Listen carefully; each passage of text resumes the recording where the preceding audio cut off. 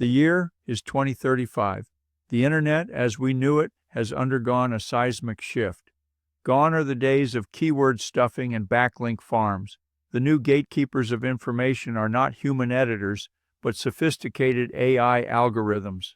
And at the forefront of this new digital landscape is a technology called GEO, Generative Engine Optimization. Sarah, a seasoned SEO specialist, found herself staring at a blank document, a familiar yet daunting feeling. Her client, a small artisanal bakery named The Flourishing Loaf, was struggling to gain traction online. Their delicious pastries and commitment to local ingredients were lost in the digital ether, invisible to the AI search engines that now dominated user queries. "It's like shouting into a void," Sarah muttered, running a hand through her hair.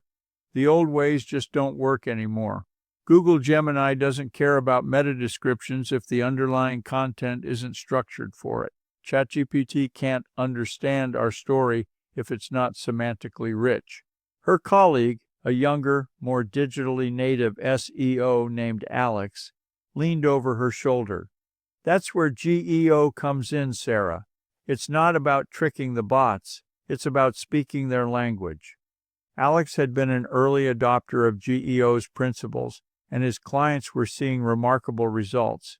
He explained, "GEO isn't a tool, it's a methodology. It's about ensuring our content is not just readable by humans, but comprehensible and citable by AI. Think of it as building a bridge between human intent and machine understanding." Sarah remained skeptical. "But how?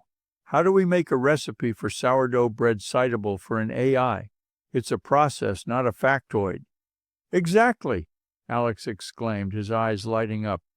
"GEO helps us break down that process into discrete, verifiable units of information. We identify the core entities, the ingredients, the techniques, the historical context of sourdough. Then we ensure each of these entities is clearly defined and linked. We add provenance. Where did this starter come from? What's the scientific explanation for the fermentation? We make the information transparent and verifiable." He continued, "For the Flourishing Loaf, it means not just listing ingredients, but explaining the why behind each one. Why organic flour? What's the impact of the specific yeast strain? We'd structure the About Us page not as a narrative, but as a knowledge graph of their values, their sourcing, their community impact. Each statement becomes a potential data point for an AI to cite." Sarah started to see the vision.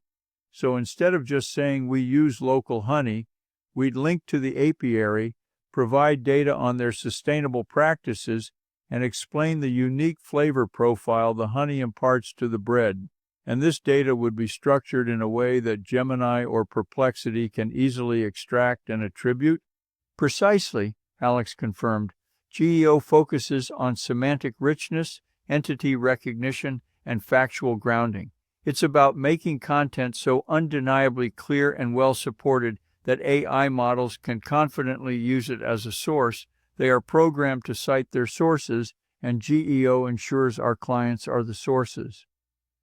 Over the next few weeks, Sarah and Alex worked tirelessly on the Flourishing Loaf's website. They didn't just rewrite content, they rebuilt its very architecture of information. They identified key entities like sourdough starter, artisanal baking, organic ingredients, and local sourcing. For each entity, they gathered supporting data, linked to authoritative external sources where appropriate, like scientific papers on fermentation or agricultural reports on local produce, and ensured a consistent, verifiable narrative. They used specialized schema markup not just for basic information, but for complex relationships. For a recipe, it wasn't just ingredients and steps, but also the scientific principles at play, the nutritional breakdown, and even the sensory experience. They created detailed biographies for the bakers, highlighting their training and expertise, making them verifiable entities. The results were, to put it mildly, astonishing. Within a month, The flourishing loaf began appearing at the top of search results for highly specific queries. When someone asked ChatGPT, "What's the best sourdough starter for a beginner in city name?" the flourishing loaf's content, enriched by GEO principles, was often cited as a primary source. Google Gemini started recommending their blog posts on the science of fermentation. Perplexity, known for its deep dives, found their detailed information on organic flour sourcing to be highly valuable. One evening, Sarah received a call from the bakery owner, Mrs. Gable, her voice brimming with excitement. "Sarah, I don't know what you've done, but we're getting orders from people who found us through AI. They're asking about the specific type of yeast we use, the provenance of our flour. It's incredible. They even mentioned citing our website in their inquiries." Sarah smiled, a genuine, triumphant smile. "That's GEO, Mrs. Gable. We've just made sure your amazing story can be understood and trusted by the new generation of search engines." Alex joined her at her desk, looking at the analytics. "It's more than just visibility, Sarah. It's about establishing authority and trust in an AI-driven world. GEO isn't about gaming the system. It's about building a foundation of verifiable, understandable information that AI can rely on. We're not just optimizing for search engines, we're optimizing for truth." The world of digital marketing had irrevocably changed. GEO had emerged not as a trend, but as a fundamental necessity.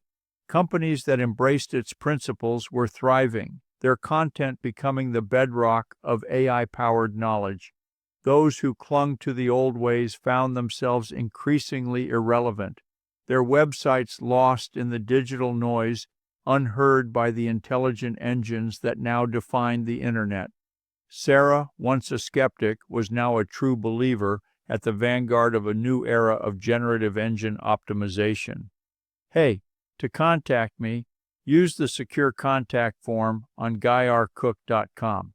If you liked this video, found it helpful, consider subscribing to this channel, giving this episode a thumbs up, and share it with your friends. Subscribing to the channel assures more valuable content on digital marketing and other things. It's a wrap.